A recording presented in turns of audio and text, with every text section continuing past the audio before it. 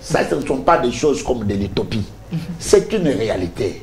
Kabila et l'AFDEL est venu dans notre pays ici pour nous libérer. En botte en caoutchouc, portant des munitions sur sa tête. À quand Kabila pouvait savoir le prix d'une veste et comment il pouvait savoir d'ailleurs, tu sais, ici je ne peux même pas tout révéler, vous savez qu'il y avait de nos compatriotes congolais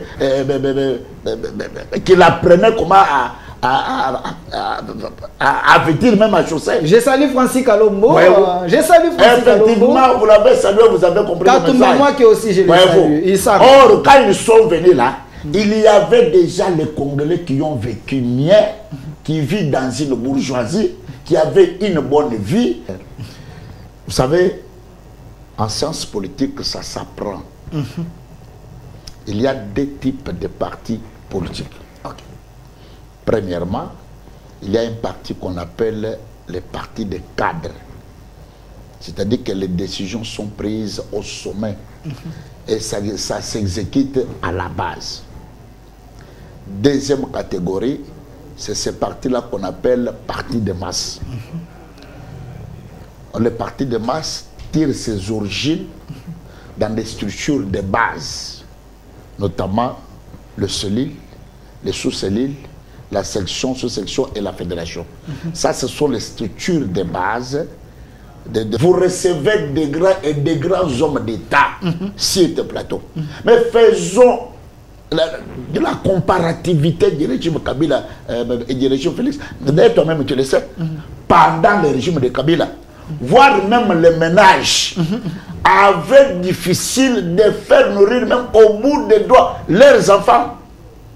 Non, à l'époque de Kabila, les taux étaient à 18 ou à 16. Hein. À 18, hein. Aujourd'hui, c'est presque 30. Bon, les gens réclament Kabila. Laurent Désiré Kabila,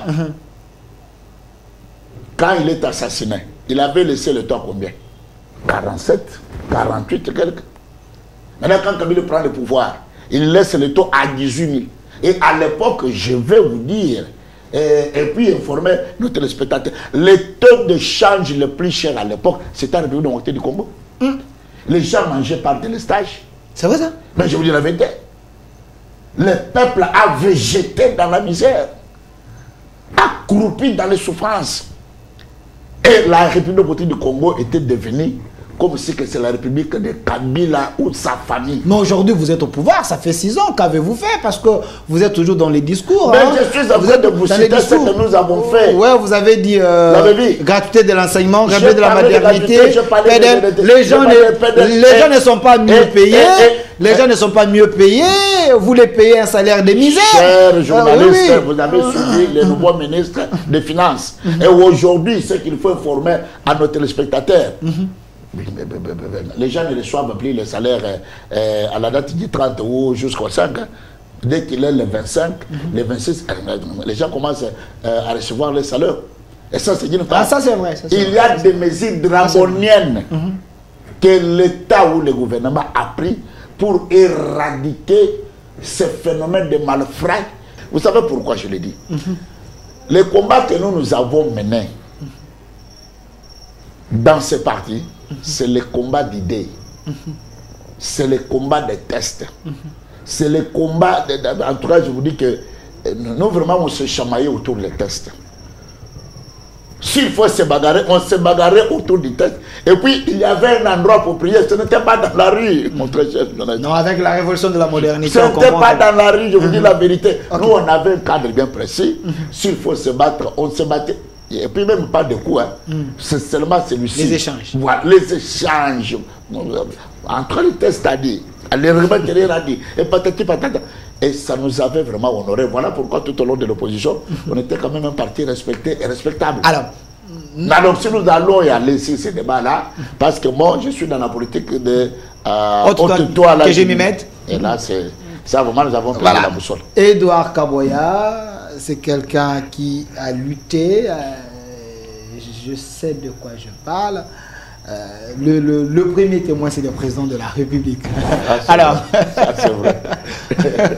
Monsieur Edouard Kaboya, Monsieur Massounda, j'aimerais avoir le logo de l'UDPS là, l'Union pour la démocratie et le progrès social. J'aimerais quand même le logo de l'UDPS, s'il vous plaît. L'Union pour la démocratie et le progrès social. Voilà, c'est ici. Monsieur Edouard Kaboya, vous êtes cadre de l'UDPS, administrateur à l'ONATRA aujourd'hui, mais quand nous lisons ce qui est écrit sur votre logo, Union pour la démocratie et le progrès social. Aujourd'hui, s'il faudrait parler de l'unité, il ne faut pas en parler au sein de l'UDPS parce que chacun veut tirer les draps de son côté. À qui appartient le Congo? Est-ce que le Congo appartient au régime Tshisekedi? Le Congo appartient au régime Kabila? Le Congo appartient à l'ancien régime de Moubutiste? Ou le Congo appartient à l'ancien régime des Lumumbistes ou de gens de Bas-Congo? Parce qu'à l'époque, il y avait le premier président de la République qui était issu du Bas-Congo, M. Joseph Kasavubu. Face à toutes ces questions très questionnantes, aujourd'hui, nous avons un nouveau régime, un régime qui prétend relever les défis de la République démocratique du Congo, le régime Tshisekedi, la Prévanée. Ça fait déjà 6 ans, le premier mandat c'était 5 ans, le deuxième mandat 1 année, 6 ans, où en sommes-nous avec l'amélioration du social des Congolais? Sur le plan sécuritaire, les chefs avaient dit qu'ils se sentiraient dans la peau d'un président s'il arrive à mettre fin au massacre de l'Est. Aujourd'hui, la situation persiste. Les sociales des Congolais, aujourd'hui, les gens pensent qu'il faut aller chercher Joseph Kabila Kingakati, les ramener au pouvoir parce que lui, quand même, à son époque, il y avait la stabilité de l'économie également de notre monnaie. Face à toutes ces questions très questionnantes, vous étiez très nombreux à m'appeler, à me dire Delphin, ça fait longtemps, vous ne l'avez pas reçu, du moment qu'il sillonne dans certains plateaux. Mais il est ici avec nous. Lui, il s'appelle Monsieur Edouard Kaboyi. Il est cadre de l'UDPS. Vous le connaissez depuis l'Angola. Il a fait les combats auprès de Tshisekedi et Félix Tshisekedi ensemble. Aujourd'hui, il est administrateur également à l'ONATRA. Il est ici avec nous, Monsieur Edouard Kaboyi. Soyez le bienvenu. Merci bien, mon très cher journaliste, pour l'invitation. C'est tout le plaisir pour moi qu'on se retrouve dans ce cadre pour parler Congo et parler l'actualité politique. Je l'ai toujours dit, comme je ne cesse de le dire, lorsque nous avons trouvé une grâce d'être devant vous, on n'est pas plus intelligent que les téléspectateurs qui nous regardent. Mais nous venons tout simplement d'y ajouter ce qu'ils maîtrisent déjà, ce qu'ils connaissent, pour que nous puissions vraiment parler la patrie. Alors, parlons la patrie, ce n'est pas mauvais, nous allons parler,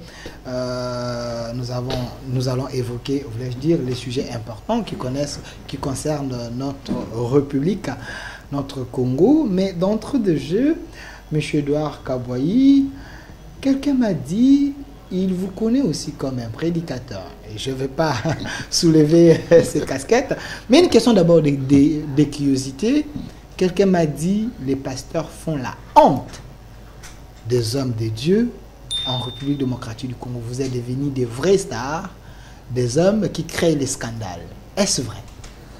Bon, il faut maintenant faire la part des choses, mettre les points sur les i, et puis faire ce parallélisme-là pour comprendre que c'est de la même manière vous aussi. Dans votre corporation, il y a ce que nous appelons le mouton noir. De la même manière, nous aussi, dans notre corporation spirituelle, nous avons aussi les faux. Dans votre corporation spirituelle. Parce que l'Écriture parle de faux et de vrai. Mais ce qui est important, c'est que le Seigneur Jésus avait déjà donné les indices de comprendre qui est faux, qui est vrai. Parce qu'il a dit que tous vous les reconnaîtrez à partir de leurs œuvres ou bien à partir de leurs fruits, qui sont les pratiques en tout cas qui incarnent chacun par rapport à sa vocation. Mais en tout cas, vraiment, sa question est à sa place parce que des fois, nous qui sommes dans les vrais, en tout cas, ça me fait très mal. Mais ça ne peut pas tellement nous faire très mal parce que ce sont des choses qui ont été déjà prédits dans la Bible, qui sont écrites. Non, c'est pas nouveau. Et non, c'est pas nouveau. En tout cas, pour un enfant de Dieu, ce n'est pas du nouveau, ce n'est pas quelque chose qui vient de hasard. Christ l'en avait déjà prédit, les prophètes l'en avaient déjà parlé. Alors, ce que nous voyons tout simplement l'accomplissement de ce que le Seigneur avait dit. Voilà, l'accomplissement de ce que le Seigneur avait dit. Je savais pourquoi il fallait que je puisse commencer par cette question. C'est aussi tester votre honnêteté politique. Parce que quand un homme de Dieu maintenant parle de la politique, il quitte la sainteté. Non, non, pas du tout, pas du tout. Pourquoi? Parce que le monde a été créé par Dieu. Si vous regardez dans la Bible, il y a les hommes de Dieu qui ont fait la politique. C'est vrai? Mais vous parlez de David qui était roi. Vous allez voir que sur royauté, il y avait, comment dirais-je, toute une armée qui le conduisait. Parce que tu ne peux jamais être un roi sans avoir une armée derrière toi. Et tous ces gens-là, ils étaient les commandants suprêmes quand ils étaient en train de diriger le peuple. Il y avait vraiment toute une administration qui a été étalée. Alors, et ce que nous vivons même au quotidien, mais c'est la politique. Les églises là que vous voyez, quand nous les construisons, quand nous mettons des chaises, vous allez voir nulle part dans la Bible, on nous a montré comment mettre des chaises.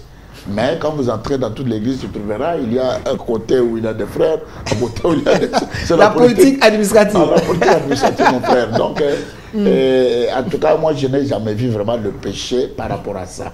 Mais sauf qu'un homme de Dieu, il doit savoir là où mettre le pied, malgré que tu es en politique.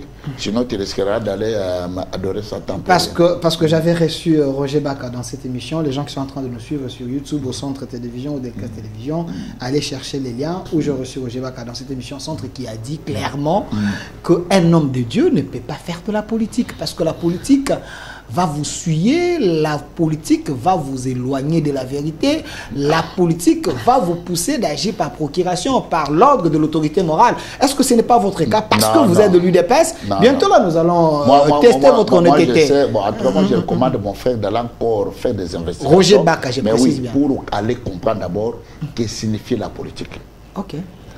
Donc vous voyez que même beaucoup de gens sont bernés toujours à ce que nous avons cherché, parce que nous les Congolais, nous sommes vraiment un peuple spécial. On invente des légendes d'une manière que tu n'as pas l'idée. Non, Roger Baka, c'est un professeur. Roger Baka, c'est un professeur de l'université de la foi chrétienne. Il a les étudiants, il enseigne là-bas. Il a écrit même. Il allait comprendre que la politique signifie l'art de bien gérer les choses publiques. Ce n'est pas l'art de mensonge, comme les aérois nous avaient mis dans nos bouches par rapport à tout ça. Non, il doit aller vérifier ce que signifie la politique. Mais maintenant, dès que tu as l'occasion, comme tu nous offres comme ça là, ayons le temps de dire la vérité aux téléspectateurs. Et puis, ne venons pas ici pour nous inventer, pour nous faire valoir que c'est nous, non. Disons à nos téléspectateurs, la politique n'a jamais été un art de mensonge. La politique est un art de bien les choses, de bien gérer la chose publique. Mais vous suivez une ligne de conduite. Quand votre autorité morale vous donne la manière de réfléchir, vous donne l'orientation, même si vous êtes pasteur, vous allez suivre la ligne tracée par l'autorité morale. Est-ce que ça, vous ne péchez pas, vous ne mentez pas, parce que vous ne pouvez pas dire autre chose, même si vous êtes pasteur? Dans la Bible, le frère Paul nous explicite. Il dit, si un frère peut être esclave d'un autre, un frère peut être esclave d'un autre, c'est-à-dire qu'il a un maître qui l'a employé quelque part, il est sous commandement de ce maître-là, parce que c'est lui qui l'a employé, c'est celui-là qui le paye, c'est celui qui prend soin de lui. Il doit être soumis à ce maître-là. Lorsque vous allez voir même Jésus-Christ qui fait sa descente pour aller guérir la fille de qui était malade, vous voyez que cet homme-là, il était capitaine de l'armée. Il envoie son serviteur pour dire à Jésus, Jésus, même si tu ne peux pas venir dans ma maison, me considérant comme un pécheur, mais dis seulement un mot là où tu es, et mon fils ou ma fille sera guéri. Parce que moi aussi, j'ai les gens qui sont dans mon entourage, qui sont sous mes ordres, où je commande, va-t'en, il va, viens, il revient. Donc cela n'exclut pas l'apostolat ou la vocation d'un enfant de Dieu. Parce que dès lors que tu es quelque part, ça, moi je dis ce qui est écrit dans la Bible. Vous n'inventez pas. Je n'invente pas. Okay. Le frère Paul le reconnaît. Un frère peut être employé par un autre frère. Mais dès que tu es employé par ce frère-là, qui dépend de ce frère-là, tu es sous ordre de frère-là. Parce que la Bible ne croit pas un frère chômeur. Parce que Paul dit, celui qui ne travaille pas, il vit en désordre. Celui qui ne travaille pas, il vit en désordre. Donc vous qui faites la politique, vous travaillez, donc vous êtes obligé d'être soumis sous les ordres des occultistes, de votre autorité morale, même si lui ne veut pas aider la population. Écoutez, il vous donne les instructions. La vie éternelle, vous vous cachez derrière ces versets bibliques. La vie éternelle est individuelle. Moi, si je suis employé quelque part, je ne peux pas aller adorer ce que mon maître adore. Je me limite par rapport à ce que j'ai comme contrat avec lui. Pourquoi? Parce que la vie éternelle est individuelle. Si lui c'est un rosicrucien, moi je n'irai pas pour adorer les idoles ou les statuettes que lui adore au nom du boulot ou au nom de l'emploi qui m'a octroyé. Non. Moi je fais seulement mon devoir de ce que j'ai signé un contrat avec lui. Attendez. Je ne peux pas aller. Attendez, monsieur Edouard Kaboya. C'est vrai, je ne voulais pas vous amener sur ces terrains, mais vous m'énervez spirituellement. Une question directe. Vous avez un président ou un chef de parti, lui qui est musulman. Vous, vous êtes chrétien. Mais parce que vous vous cachez derrière ces versets bibliques, que lui donne les ordres, vous accomplissez, vous appliquez seulement ce qu'il lui dit. Oui. Mais si ces ordres énervent vos valeurs chrétiennes ou spirituelles, parce que vous travaillez chez lui, vous allez accomplir ça, vous allez appliquer ça, ou vous allez refuser? Non, je dois refuser. Voilà pourquoi la politique, Roger Baka dit, cette politique est nuisible. Non. Donc, parce que dans ce monde-là, il y a tout, il y a à boire et à manger. De la Bible, l'apôtre Paul conseille les frères de ne pas être en chômage. D'ailleurs, c'est écrit, un peu d'assoupissement, un peu de sommeil, la pauvreté te surprendra. Et Paul, quand il est en train de relativiser cela, il prouve à suffisance qu'un frère qui ne travaille pas, qui ne mange pas non plus. L'Écriture déclare tout travail procure de l'abondance. C'est-à-dire que pour trouver du travail, je dois chercher. En dehors des miracles de Dieu, parce que nous croyons au miracle. Tu ne peux même pas aller chercher, mais Dieu peut te lever directement quelque part là. Les surnaturels. Les surnaturels arrivent. Mais quotidiennement par là, je suis obligé en tant qu'un enfant de Dieu, pour ne pas briser la doctrine des saints, de trouver l'emploi pour mon survie et pour le soutien de l'œuvre. Mais dès lors que je trouve un maître qui est rosicrucien, qui est illuminati, qui est franc-maçon, je ne peux pas accepter de cautionner ma vie éternelle à cause des biens de la terre. Ah, là, vous quittez. Ah oui, mais je quitte parce que là, il m'a mené devant un autre Dieu. Merci. Je ferme directement la parenthèse, mais je vais l'inviter pour parler de l'Église et de l'Évangile. Mais parce que vous êtes politique, je précise bien que vous êtes cadre de l'UDPS, vous êtes aussi administrateur à l'ONATRA.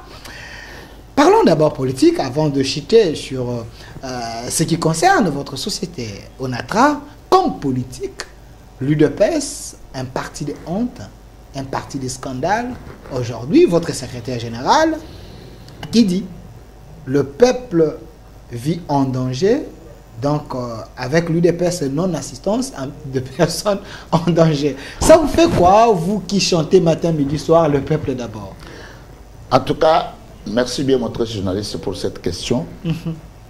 L'occasion pour moi de mettre au parfum les téléspectateurs de cette grande émission. 10e rue, le temple de la démocratie.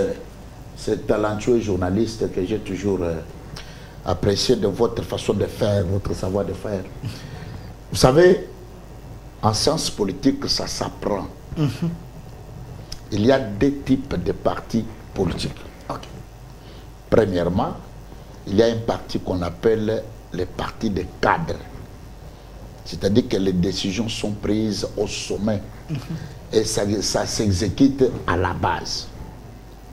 Deuxième catégorie, c'est ces partis-là qu'on appelle partis de masse.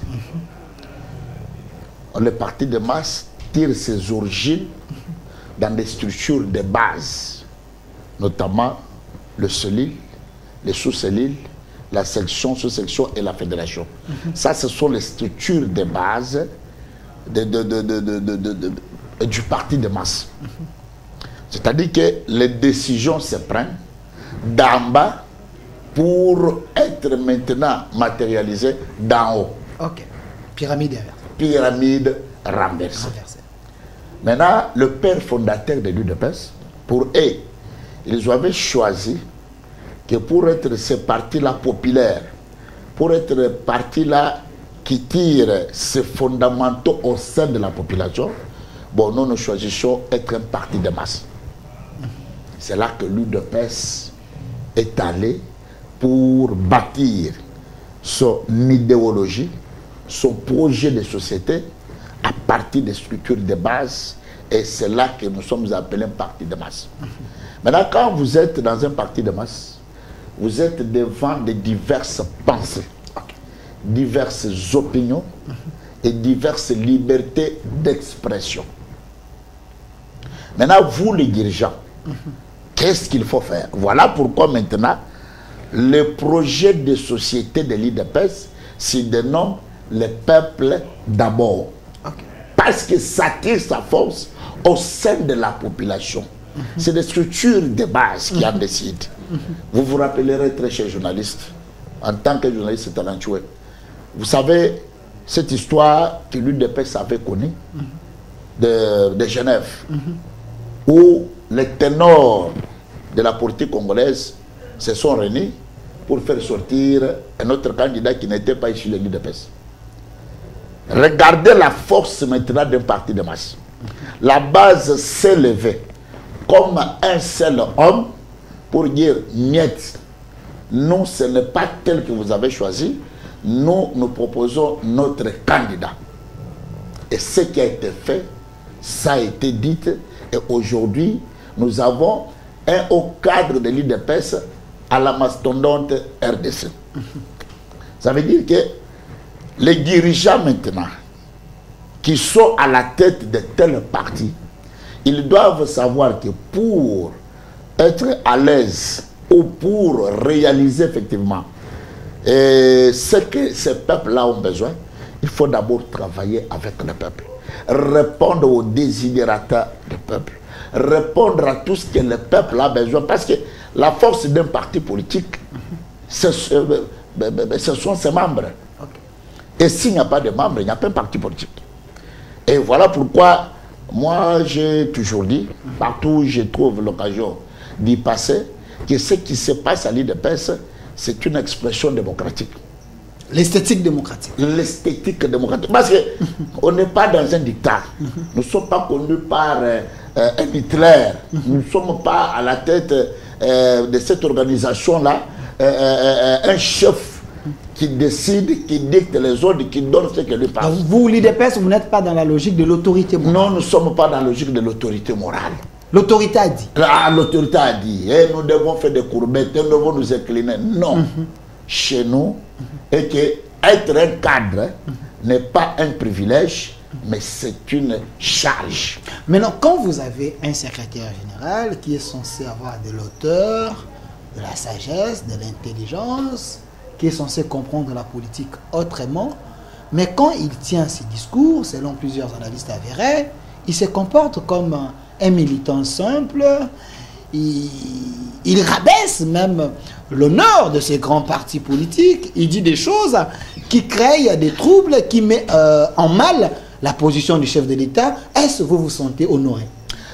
En tout cas, mon très cher journaliste, franchement parlant, sincèrement parlant, je ne suis pas honoré. Okay. Parce que je vois que nous sommes en train d'hypothéquer les combats de nos pères fondateurs et les testaments qu'on nous avait légués. Et moi, j'ai toujours plaidé, mon très cher journaliste, quel jour que nous aurons les dirigeants qui ont vraiment soif de répondre qu'à des situations. Parce que quand vous répondez à la base, vous avez répondu au milieu de la population. Regardez Fétien Tshisekedi Mulumba.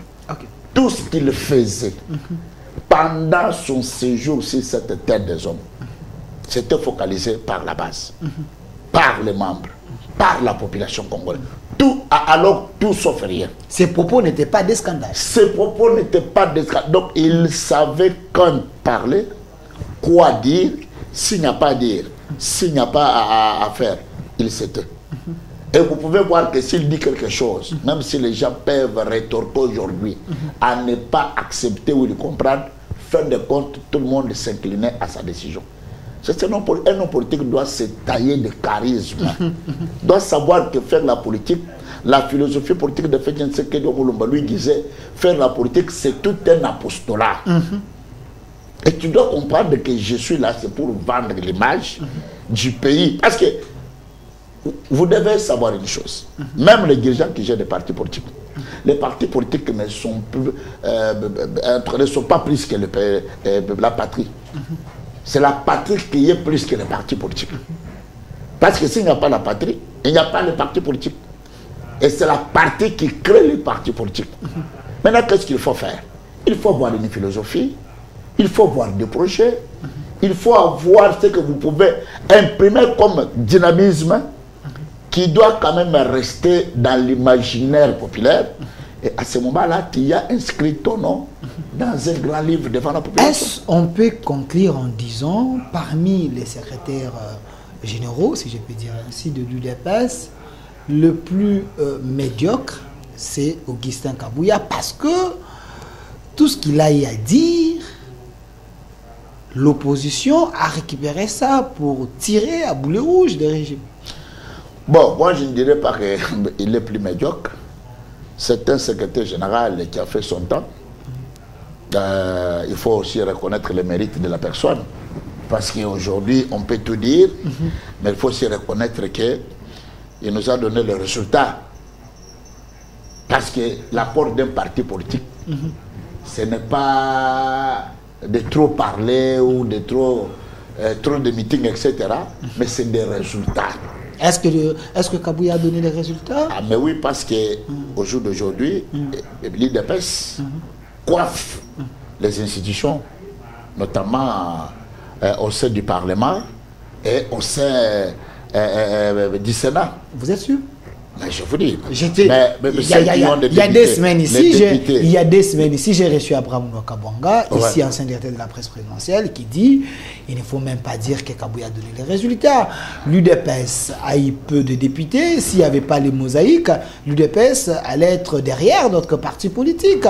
Et ce n'est pas aussi le résultat de Kabouya, c'est le résultat des CEP. Jacquemain Chabani, Chilumbaï et les autres, c'est eux qui ont mis en place une stratégie électorale pour que nous puissions récolter ce qu'on a avec les mosaïques.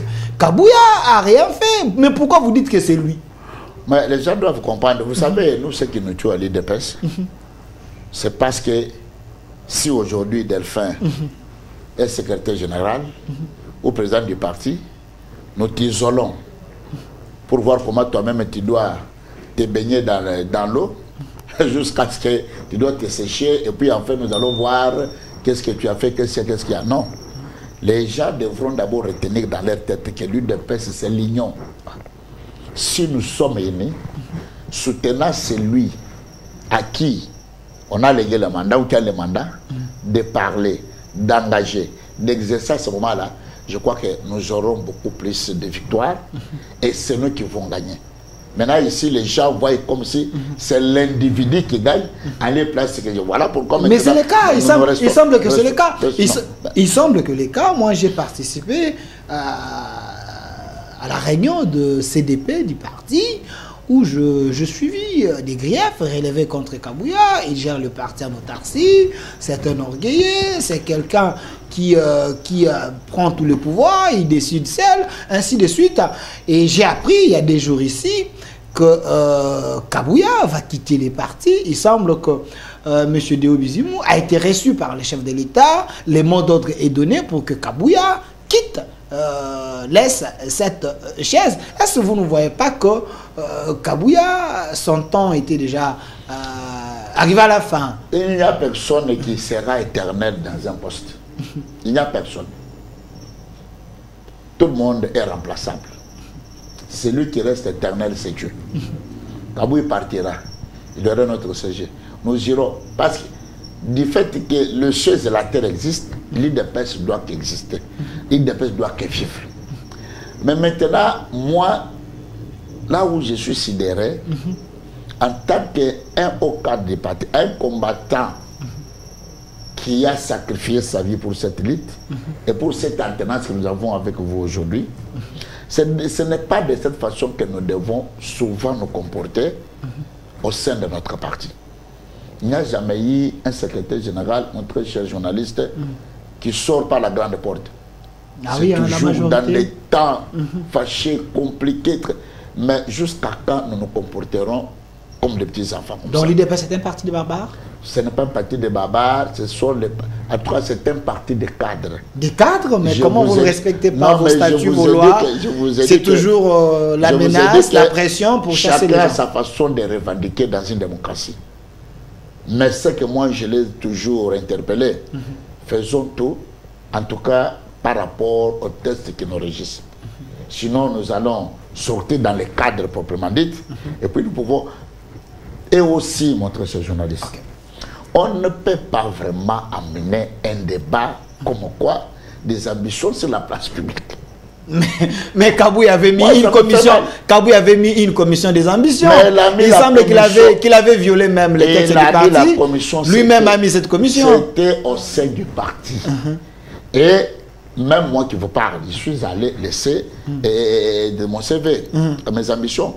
Le cadre proprement dit qui a été préparé pour recevoir tout ce qui était comme les ambitions des cadres, c'est à partir de notre siège à Limité. Vous savez pourquoi je le dis? Les combats que nous avons menés dans ces partis, c'est le combat d'idées. C'est le combat des tests. C'est le combat... En tout cas, je vous dis que nous, vraiment, on se chamaillait autour des tests. S'il faut se bagarrer, on se bagarrait autour du test. Et puis, il y avait un endroit pour prier. Ce n'était pas dans la rue, mon très cher. Non, avec la révolution de la modernité. Ce n'était pas dans la rue, je vous dis la vérité. Nous, on avait un cadre bien précis. S'il faut se battre, on se battait. Et puis, même pas de coups. C'est seulement celui-ci. Les échanges. Voilà, les échanges. Entre les tests à dire, les remettre à dire, et patati patata. Et ça nous avait vraiment honoré. Voilà pourquoi tout au long de l'opposition, on était quand même un parti respecté et respectable. Alors si nous allons y aller sur ces débats-là, parce que moi, je suis dans la politique de haute-toi que je m'y mette. Et là, c'est ça, vraiment, nous avons pris la boussole. Edouard Kaboya, c'est quelqu'un qui a lutté. Je sais de quoi je parle.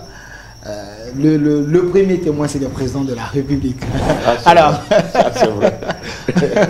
Monsieur Darkawaya, Monsieur Massounda, j'aimerais avoir le logo de l'UDPS là, l'Union pour la démocratie et le progrès social. J'aimerais quand même le logo de l'UDPS, s'il vous plaît. L'Union pour la démocratie et le progrès social. Voilà, c'est ici. Monsieur Edouard Kaboya, vous êtes cadre de l'UDPS, administrateur à l'ONATRA aujourd'hui, mais quand nous lisons ce qui est écrit sur votre logo, Union pour la démocratie et le progrès social. Aujourd'hui, s'il faudrait parler de l'unité, il ne faut pas en parler au sein de l'UDPS parce que chacun veut tirer les draps de son côté. S'il faudrait parler de la démocratie, il y a plus les injures au lieu de privilégier les débats démocratiques au sein de l'UDPS. Mais ce qui vous reste aujourd'hui, c'est le progrès social. Parlons-en. Edouard Kaboya, 6 ans aujourd'hui, l'UDPS fait la honte du combat de Tian Tshisekedi. Si Tshisekedi était là, il allait vous maudire. C'est plus fort. J'ai dit bien. Que vous avez dit. Si Tshisekedi était vivant, il allait vous maudire. Il faut arrêter. Attendez, regardez les papes. Il a souffert pour qu'une fois au pouvoir, que le peuple congolais puisse bénéficier du progrès social. Aujourd'hui, vous êtes au pouvoir, c'est un groupe de gens qui bénéficient de ces progrès sociaux, selon les opposants, selon les combattants. Comment expliquer que le peuple ne se retrouve pas sous votre mandat? 6 ans déjà. Vous savez, nous devons arrêter avec cet intégrisme qui nous affilie et l'obscurantisme qui plane dans les têtes de plusieurs personnes. C'est là où que moi, je lance mon appel à nos hauts cadres du parti. Okay. C'est à nous de vendre le bilan du président de la République. Vous avez un bilan? Un bilan largement positif. Je vous laisse le temps. Très chers journalistes, la politique est dans un réalisme et exige même aux acteurs d'avoir ce réalisme-là. L'UDPS, depuis l'avènement de l'UDPS, où l'UDPS prend le pouvoir dans ce pays, l'UDPS a trouvé les enfants des Congolais sans système scolaire. Les enfants, je dis bien des Congolais. Or, nous sommes dans une république appelée démocratique du Congo. Lorsque nous parlons de la république, on nous signifie que c'est notre manière de vivre et notre façon de nous distribuer équitablement nos ressources. Les dispositions constitutionnelles consacrées par les constituants à son article 43 imposent qu'un enfant congolais doit avoir un système scolaire bien assidu, bien accompagné pour le développement de notre pays. Parce qu'on ne peut jamais parler d'un développement d'un pays sans l'investissement dans le capital humain. Et il ne peut se prendre le pouvoir. La première des choses, au moment où nous n'avons rien trouvé dans les coffres de l'État, au moment où il n'y avait rien, nous disons, ok, nous voulons implanter, nous voulons mettre sur pied ce qui était le credo de notre combat, qui s'appelait le peuple d'abord. Dès aujourd'hui, nous ne voulons plus avoir les enfants des Congolais sans le système scolaire. Nous renvoyons plus de 5 millions d'enfants qui sont sur les bancs de l'école en train d'apprendre ABC aujourd'hui. N'est-ce pas que c'est le peuple d'abord? Dans la gratuité de l'enseignement. La gratuité de l'enseignement, une disposition constitutionnelle. N'est-ce pas que ça soulageait le peuple? N'est-ce pas que ça soulageait les foyers? Est-ce que c'était la gratuité de l'enseignement ou la gravité de l'enseignement? Il faut, ce qu'il faut commencer pour le peuple, il faut d'abord commencer. Parce que vous avez empiré des choses. Les catholiques ne sont pas contents. Les catholiques, les Ambongo, les Choles et les autres, si vous allez, ils vous diront que vous avez détruit même la qualité de l'enseignement avec vos mesures politiques. Ils avaient compris que les buffetecs qui se trouvaient dans la bouche, on les avait déjà ravis. Vous dites, c'est ça les combats. Les buffetecs que les catholiques trouvaient comme gain dans leur bouche, on les avait ravis. Ils n'avaient plus encore quoi espérer quant à ça. Voilà pourquoi leur combat contre nous, contre notre régime. Et nous, nous avons décrété cela. Aujourd'hui, parce qu'on ne peut pas parler d'abord d'une qualité sans procéder par la quantité.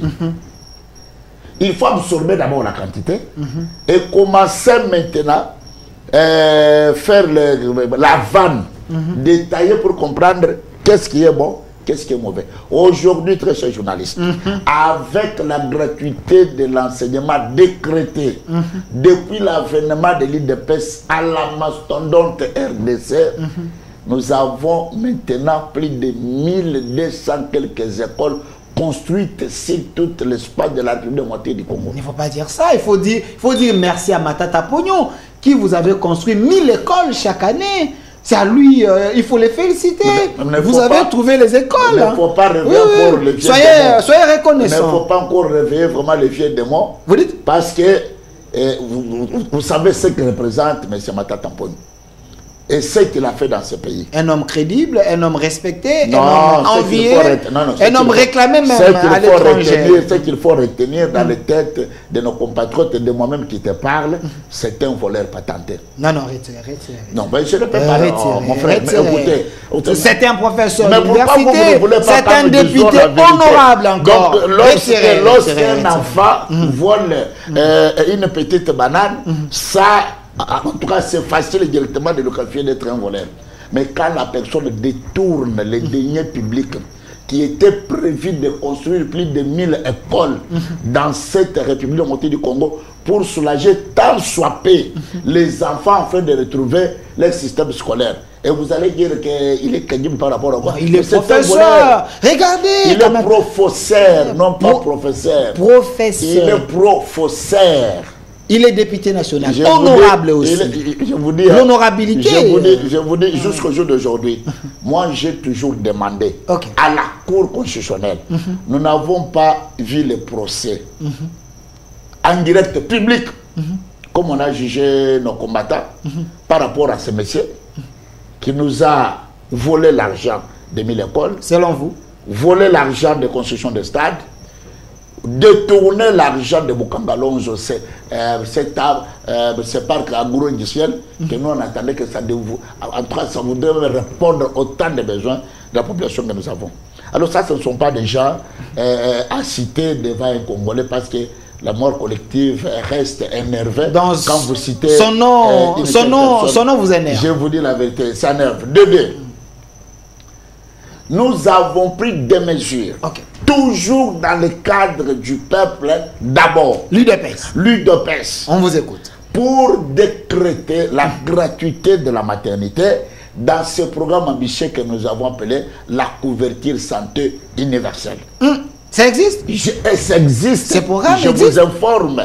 Il y a plus d'1 million de femmes qui enfantent gratuitement, prise en charge par l'État. Attendez, j'aimerais vérifier ça avec le public. Attendez, l'émission est en direct sur notre chaîne YouTube, au Centre Télévision. Laissez vos commentaires. Si réellement ce que M. Edouard Kabo est en train de dire, que la gratuité est effective, et la gratuité de la maternité, c'est aussi une réalité, êtes-vous bénéficiaire de ce qu'il est en train de dire, ou c'est de la poudre aux yeux qu'il est en train de vendre? Laissez vos commentaires. Continuez. Vous avez suivi le ministre ayant en charge dans ses attributions la santé publique. Il vous a dépeint le bilan. Non, c'est un politique. C'est un politique. Moi, je vais vérifier la réalité auprès de la population. Mais il faut aller dans des hôpitaux de l'État ou dans d'autres cliniques qu'on a décrété ce monsieur-là. Et vous allez trouver. Mais d'ailleurs, il semble qu'il n'y a pas de médicaments. Si vous n'avez pas l'argent, vous risquez de mourir. Il y a tout un état d'accompagnement de l'État. Avant, pendant et après l'accouchement d'une maman jusqu'à la sortie de la maternité. Vous êtes un journaliste d'investigation, comme vous le savez, mais on était en train d'assister avec vous. Il ne passait pas un week-end sans que vous attendiez. Oh, telle clinique, telle maternité. Alors, on a arrêté des femmes parce qu'ils n'ont pas payé, mais ça n'existe plus. Aujourd'hui, toujours dans les soucis de concrétiser ce qui était leitmotiv de nos pères fondateurs, le peuple d'abord, il y a ce programme courageux que nous avons mis sur le pied de PDL 145 territoires. Développement à la base. Le développement à la base. Il y a des édifices qui sortent de terre. Il y a des édifices. À Bouende, j'étais avec quelqu'un ici qui m'a dit, à Bouende, il n'y a rien. Vous allez au Sankourou ici, il n'y a rien. Mon frère. Vous allez ici à Mbandaka. J'ai vu l'épée Bakonga. L'épée Bakonga, c'est terrible. Le développement d'un pays, ça s'inscrit dans la durée. Nous avons commencé, nous sommes en train d'y aller pour que ce développement ici soit effectif pour notre République. Parce que nous en avons des ressources. Les ressources que nous avons, la bénédiction que Dieu nous a bénie dans ce pays, en tout cas avec la volonté, car les garants de bon fonctionnement des institutions, Félix Antoine Tshisekedi Tshilombo, j'ai cité, ce pays tend vers son développement. Moi qui vous parle, je ne dis pas des choses pour dire parce que je suis de l'UDPS ou je suis du régime. Mais c'est Massounda, ici c'est où? Chouapa, voilà. Bouende. Mais oui. Ok. Ça c'est une réalité. C'est ça ce que je dis. On a commencé dans tous les territoires. On est en train d'étendre ça dans tout ce qui est comme territoire, district, secteur, etc. Alors, il faut comprendre que ce n'est pas par un bâton magique qu'aujourd'hui, directement, tout devient en rose. Non. On est en train de construire, même quand on construit les édifices, ce n'est pas aujourd'hui que vous construisez, aujourd'hui à vous tolérer. Mais il faut dire merci à Kabila, parce que lui, il avait commencé avec 5 chantiers, révolution de la modernité, l'homme a fait, vous êtes en train de continuer sur ce que lui a fait. Vous savez, les malheurs de notre pays, les malheurs de notre pays, c'est ce monsieur que vous avez mis à la télé là. Non, non, s'il vous plaît, monsieur Massoula, les malheurs de notre pays, la misère à l'outrance, la gouffre que nous avons trouvé la République, c'est ce monsieur, le Kadogo. Vous dites? C'est un Kadogo. Non, non, c'est un officier. C'est un Kadogo. Non, déjà à 26 ans. À 26 ans, regardez, à 26 ans, il avait déjà des grades. Il était qui? Il était dans quelle académie? J'ai dit ceci. Général? J'ai dit ceci. À 26 ans, il était général-major. Il ne faut pas l'appeler un Kadogo. Alors, interrogez ceux qui ont fait l'armée. Oui, oui. Ils vous diront que monsieur n'a pas gravi les échelons dans la corporation. À 26 ans, il était général. Je vous dis général par rapport à quoi? Général par rapport à la FNEL, mais non par rapport à un cursus d'un vrai militaire suivant la formation adéquate telle que c'est. Non, peut-être que vous ne maîtrisez pas. Joseph a fait les études. Les études où en Chine, là, pour faire 1 mois ou 2 mois, et puis directement, allez, il est au collège général. Non, mais ça ne se fait pas. Ok. Eh bien, si vous pouvez me dire, il est devenu capitaine quand? Ok. Major quand? Ok. Et tout ça là pour arriver là-haut. Ça, c'était l'AFDEL qui a envahi notre pays. La situation que nous vivons avec vous aujourd'hui, les malheurs de tout ce que nous sommes en train de vivre, c'est ces gens ici que vous avez mis devant les Congolais. Et je vous demanderai même de ne plus encore... Lui et John Numbi. Ça énerve les Congolais. Ici, il est avec James Kabarebe. Ça énerve les Congolais. Oui, mais c'est Massoula. Mais c'est lui. C'est avec James Kabarebe. Oui, c'est Kabarebe. Oui, Kabarebe, Kabila. C'est Kabarebe. Mais c'est ça. Les gens qui nous ont libérés, hein, les libérateurs, hein, ils étaient venus avec. Par contre, ils sont venus pour nous crucifier encore davantage. Ces gens que vous voyez ici, les Kadogo que vous voyez ici. Non, les généraux. Généraux de qui? Mais quel est le cursus d'armée qu'ils ont eu à faire pour arriver d'être collègues directement général? Et ça, ce sont des choses de la rébellion de la brousse qui nous ont amenés pour que Rwanda dirige notre pays et que nous continuons à vivre avec vous. Croyez quand même à cette famille qui nous a amené la paix, à cette famille qui nous a donné les institutions, d'abord regardez, cette famille qui a fait en sorte que nous puissions avoir la constitution, cette famille qui s'est enrichie illicitement sur les dos de nos Congolais, cette famille. Qui? La famille Kabila? Ah mais oui, effectivement. Non, non, Kabila a fait Kingakati. Kabila a fait Kingakati. Aujourd'hui, le Congolais en bénéficie. Il a fait, Maman lui va faire égal. Les gens bénéficient. Oui, oui. Tout ce qui était comme les animaux, comme la beauté des jardins botaniques de Kinshasa pour aller coffrer toi à Kingakati là-bas. Non, c'est un visionnaire. C'est un entrepreneur. Un monsieur qui était venu en botte de caoutchouc, aujourd'hui, il se taille. Des sites comme Kingakati là-bas. Non, non, maman Oliva dit, certaines personnes, ils avaient des problèmes de veste. Hein, ils avaient des problèmes de veste. J'ai dit, maman Oliva dit, certaines personnes avaient des problèmes de veste. Aujourd'hui, vous portez des vestes. Peut-être elle était en brousse, elle voyait de côté là, de montagne, de haut à Bora, etc., en train d'apprendre d'autres choses. Or, elle devra interroger la mémoire collective congolaise pour qu'on puisse l'actualiser, que dans ce pays, il y a les gens qui ont vécu, en tout cas qui ont vigné dans une bourgeoisie sans précédent avant que ce monsieur devienne président de la République. Maman Oliva Manti, il y avait des gens qui n'avaient pas de problème de veste. Totalement et hors plaque. Aujourd'hui, vous portez... Il faisait allusion de qui? Je ne sais pas. Nous avons porté des vestes à bas âge. Je dis bien à bas âge. Des vestes, et puis ce n'était pas de n'importe quelle veste. Nos pères ont assumé des fonctions d'honorabilité dans ces pays et nous avons vécu mieux. Et peut-être nous n'avons pas eu l'état de nous chausser avec les bottes en caoutchouc. C'est peut-être ce qu'ils pouvaient dire. Mais pas dire en veste. Attendez, j'aimerais vérifier j'aimerais vérifier la photo de la prestation du serment de Joseph Kabila. En 2001, j'aimerais bien avoir cette photo parce que comme Maman Olive dit, c'est une femme qui craint Dieu, qui avait des gens qui avaient des problèmes de veste. Kabila les a fait une faveur. quelle faveur. Il y a une passation civilisée. Aujourd'hui, vous portez, non. Elle pouvait. Voilà, aujourd'hui, vous portez des vestes. Elle pouvait faire la rétrospection de leur vie. D'où elles sont venues, où elles sont arrivées, elles sont en train d'y aller où. Chers journalistes, ça, ce ne sont pas des choses comme de l'utopie. C'est une réalité.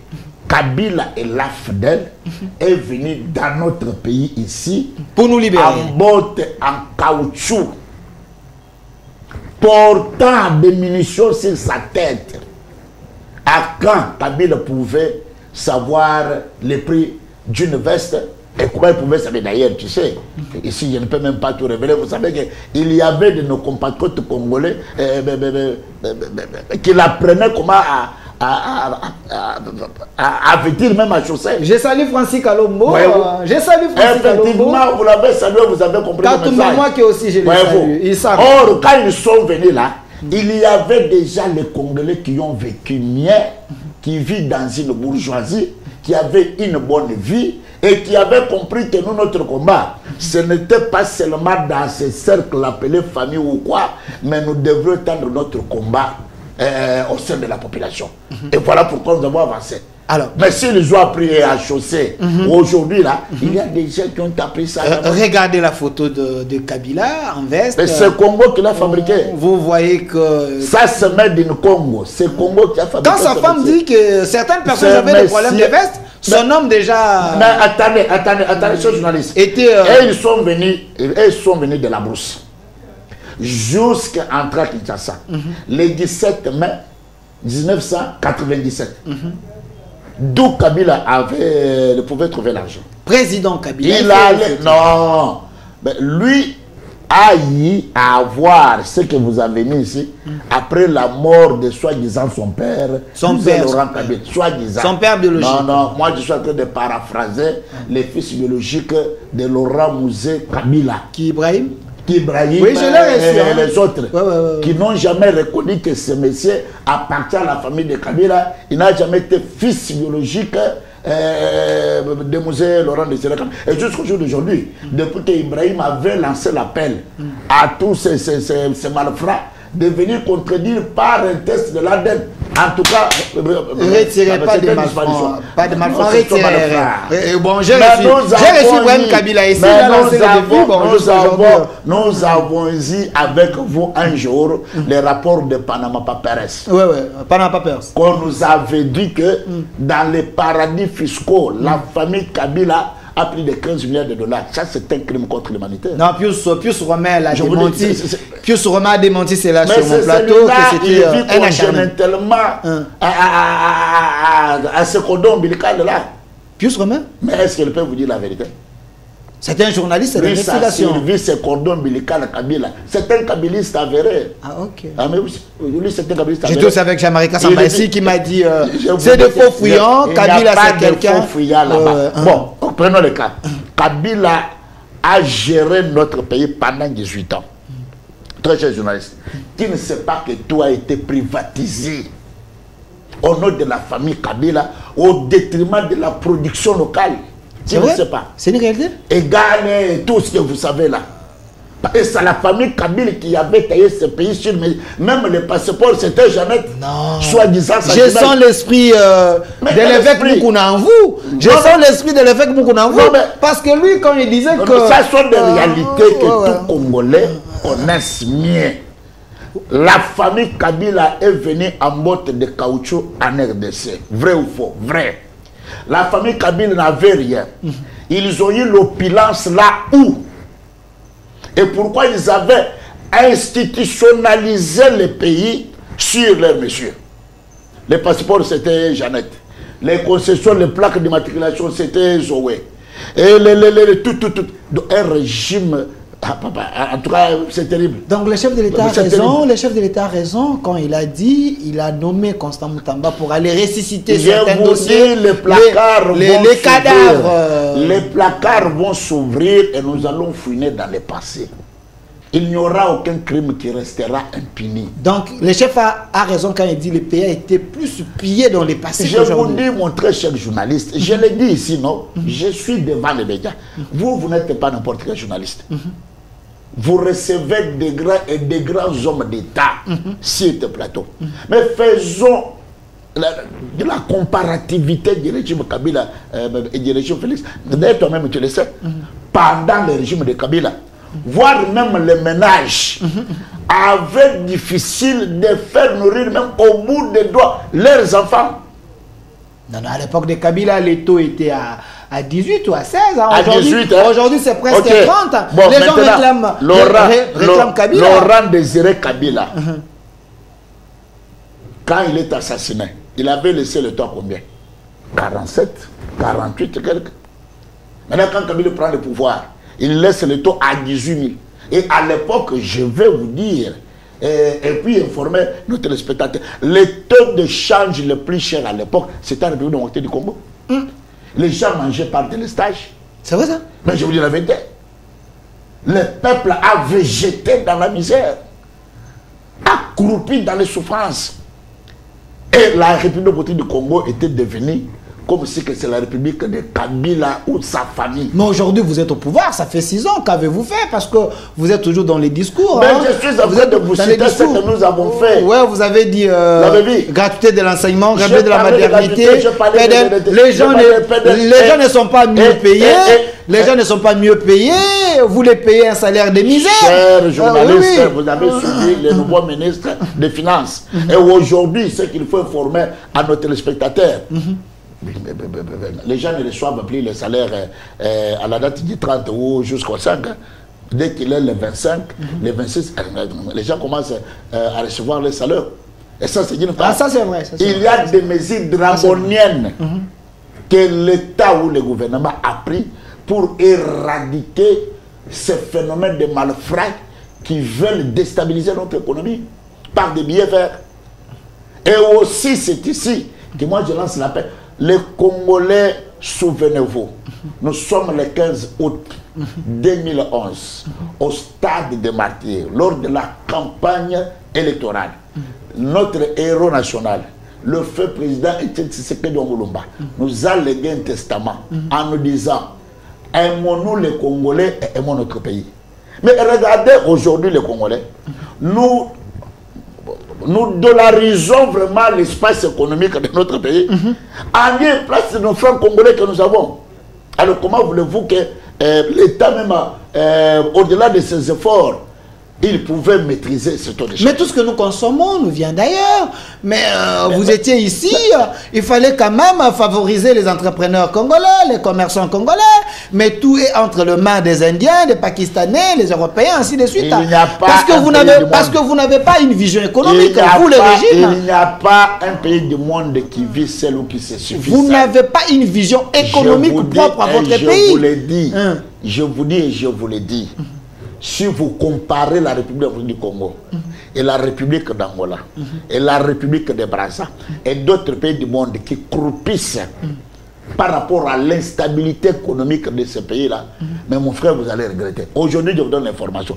En Angola, là où j'étais accrédité en tant que représentant, président fédéral de ce grand parti de PST-CPD, les $100 et 100 000 francs congolais. C'est-à-dire, en termes de pourcentage, 100 sur 100%. Ok. Et les gens vivent misérablement. Au Congo-Brazza, pas plus de semaines, je venais de là. J'ai trouvé que les $100, c'est 65 000 francs CFA. Et les gens vous souffrent tellement. Mais quand vous avez ici aujourd'hui, par rapport à nos réserves de change, ça nous permet d'abord d'importer pour soulager tant soit payé les Congolais, pendant que nous sommes en train de nous activer pour produire, parce que maintenant là, vous avez vu quand nous sommes venus, on avait compris que Laurent Mouzé Kabila avait un bon projet, qu'il fallait encore lancer cela, ce que nous avons appelé Kanyamakase, mais qui est en train quand même de faire son parcours indéniable. Monsieur Et nous nous activons pour maintenant remettre les engrais, les semences, afin que nos cultivateurs et nos agriculteurs aillent semer, parce que vous ne pouvez pas diversifier votre économie sans la production locale. Alors, vous devez ôter les monnières ici. Monsieur Massounda, vous avez trouvé... Ça, c'est l'esprit. Ici, vous étiez où ici? De notre héros national. Mais si c'est chez moi en Angola. Ah voilà. Monsieur Massounda, vous êtes fort. Il Il est très fort. Il est très fort. Mon réalisateur, monsieur Bassou. Merci. Ouais. Voilà, il est très fort. Voilà, monsieur Edouard Kaboyi, nous chutons avec vous. Je précise que vous êtes administrateur aussi à l'ONATRA. Parlons-en. Les fonctionnaires sont en train de vous regarder. Depuis que votre équipe, vous gérez l'ONATRA, il semble que vous êtes de vrais discoureurs. Mais la réalité est autre. Les gens ne se retrouvent pas. Est-ce vrai? Non, si quelqu'un vous dit ça, il doit interroger l'histoire de l'ONATRA. Ok. Comme vous le savez, l'ONATRA a été réputée une entreprise dans la catégorie des canards boiteux. Le régime précédent, surtout ce régime de triste mémoire, AFDEL, avait enterré totalement l'ONATRA. Et c'est depuis l'ordonnance nous nommant qui a ressuscité l'ONATRA aujourd'hui. Chers journalistes, disons-nous des choses clairement. En tant que les chrétiens, il faut féliciter cet homme. C'est votre DG? Martin Loukoussa, DG de l'ONATRA. Il faut le féliciter. Le féliciter? C'était manager, oui.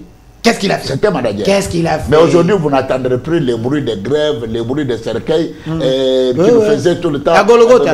Voilà, à Golgotha. Voyez-vous? Nous sommes venus, nous n'avons trouvé rien à l'ONATRA. Et nous avons posé le diagnostic. La première des choses, vous savez, l'apostolat ou la vocation de l'ONATRA, premièrement, c'est dans l'exploitation et dans les transports. Nous avons un port qui n'avait pas de quai et tout ce qui était comme des conteneurs de marchandises venant, ça passait directement par le port de M. Ledia, kabiliste de son état-là. En combinaison avec Pointe-Noire pour évacuer ces wagons de l'autre côté afin de tirer des dividendes et venir après passer par l'ONATRA pour que ça puisse atteindre les clients ou les demandeurs. Mais au moment où nous parlons avec vous, à notre port de Matadji, nous avons construit des quais, on appelle ça des pics, qui a la capacité de recevoir des conteneurs, des navires de 10 000 tonnes, 8 000 tonnes, 5 000 tonnes. Sous votre gestion? Sous notre gestion. Au moment où nous parlons avec vous, nous avons signé un contrat avec des partenaires qataris pour la modernisation de notre port de Matadi. Parce qu'actuellement, l'ONATRA est resté avec la seule source qui nous ravitaille, c'est le port de Matadi. Le port de Matadi n'avait pas l'autogris. L'autogris, c'est ce matériel qui débarque le conteneur dans les navires pour mettre à sa propre place. Nous avons, aujourd'hui nous parlons avec vous, à notre port de Matadi, il y a l'autogris. De deux. Aujourd'hui, nous nous sommes fixés le défi. Nous avons dit, écoutez, la force de l'ONATRA, c'est quand les agents sont payés et l'exploitation est en mouvement. Les salaires des fonctionnaires, nous avons payé. D'abord, j'ai vu cette image. Voilà. Ici, nous avons payé un acompte des décomptes finaux des retraités de l'ONATRA. Ici. Les retraités. Les papas là, les je vous dis, depuis des années que l'ONATRA a été créé, les retraités n'ont jamais été désintéressés. C'est à notre avenir que nous désintéressons un nombre de retraités, malgré que ça nous reste encore un nombre, et nous sommes en train de nous battre pour liquider leurs affaires et puis que ces gens aillent mieux en retraite. En dehors de ça, les salaires mensuels des agents, quel que soit quelques retards que nous avons, parce qu'il faut comprendre, nous sommes dans l'exploitation et dans le transport. Aujourd'hui, les chemins de fer, Kinshasa-Matadi, vous avez vu, ça ne fonctionne pas comme d'habitude, parce que jusqu'au jour d'aujourd'hui, nous avons connu des problèmes avec ça. Il faut réhabiliter. Or, nous, par contre, nous demandons le gouvernement, les ministres ayant le portefeuille dans ses attributions, et les ministres des Transports, pas réhabiliter les chemins de fer Kinshasa-Matadi, mais reconstruire de nouveaux chemins de fer, c'est possible. Et nous allons désengorger tout ce que vous voyez des camions qui transportent des conteneurs qui viennent par là, qui créent un peu tout ça là, et vous allez voir que tout ça soit aller de l'avant.